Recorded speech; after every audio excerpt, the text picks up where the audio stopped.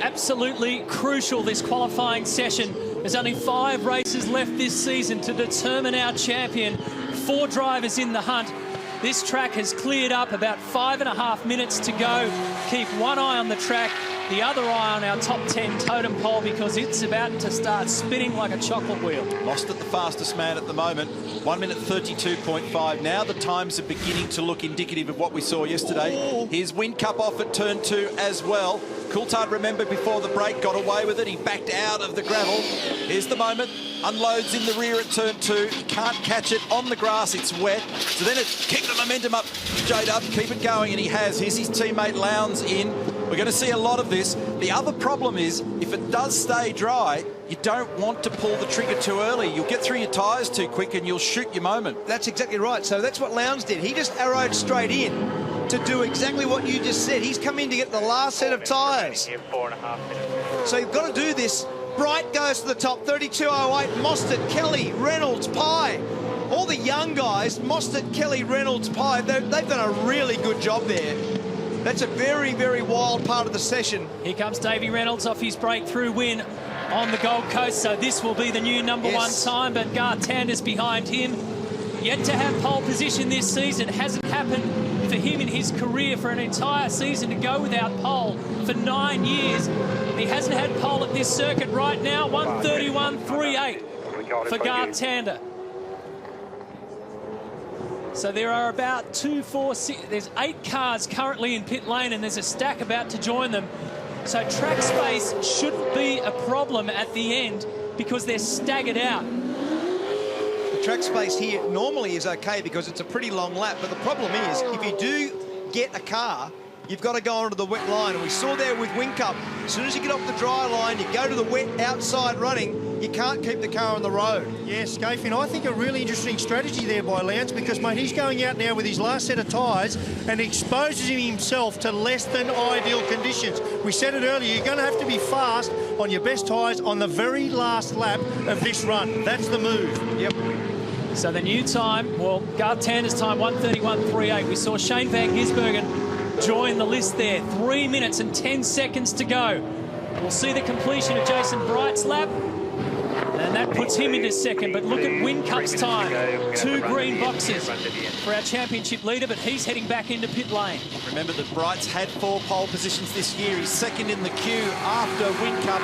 Tander, Bright, Reynolds has gone in. Whincup, I can't believe it. He might get back out. He might get another lap. And he's down in 20 seconds, Scafie. So he had 2 green boxes next to his name and decided to come into pit lane. Will he get out there and have one more crack at it? I don't think he can do it. I don't think he can do it. So Tander, 31.38. Bright, 31.42. Moffat off the road. That's at turn 2. Oh, someone's off at turn 1. On the outside of turn 1, they fired off big time in the runoff area down there. I think it might have been Engel from the colours that I saw. He's going to get it. He's going to get out. He's going to get out. So 2 minutes left. So he's got to get out and around before the checkered flag comes out. So in the background of the shot where Moffat had gone off at 2, somebody was completely off the road and in the middle of the paddock at turn 1, and Whincup's got just under 2 minutes to get his job done. All 4 of our title contenders are outside the top 20 with under 2 minutes remaining in this session. That's why we've been saying to people this week, don't forget that there's 24 other drivers in the field who could not care less about these guys in their championship. So let's see what Will Davison does. Well, he's going to get cracking on this next lap, so he'll have one to go. Tander leads the way. Here's Winterbottom, 3rd in the championship.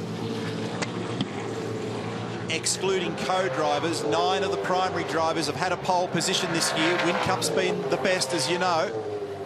Tander's still on top, 31.3 the number. Look at the traffic. This is Lowndes. Lukey Heights, he lost a lot of time there. He's currently on the 2nd last row of the grid.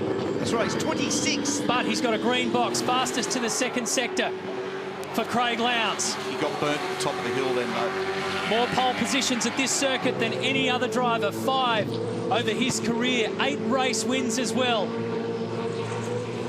coming off his first pole of 2013 at the Gold Coast and a race win on that weekend. That's how he got the championship lead back, and he goes to the top. 1:31.2. With 30 seconds remaining. It's not going to be good enough.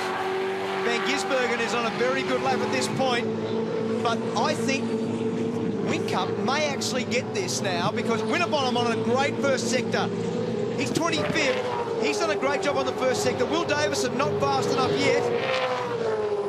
So Van Gisbergen into fourth. Let's focus on Mark Winterbottom. One green box. Up over Lukey, down to turn 10. Two green boxes. He's half a second up. This is drier, this section here, so less risk in the last little piece. So let's just see what this does for Winterbottom. Alex Davison's gone to the top, 1:31.1. Here's his brother Will. He's way down the order at the moment, but this will jump him up, and it jumps him up strongly. Winterbottom to the top now, 5. Davison, 9. Tander, 2. Where's he at the moment? He's 5th. How quickly it's changed. And Jamie Whincup is currently in 28th. As the flag drops, Garth Tander's second. 2 at the moment, Phillip. There's Whincup. So 1 orange box, 2 orange boxes, their personal best sector times, but this is going to be nowhere near it. This is second. This should get him to the front row.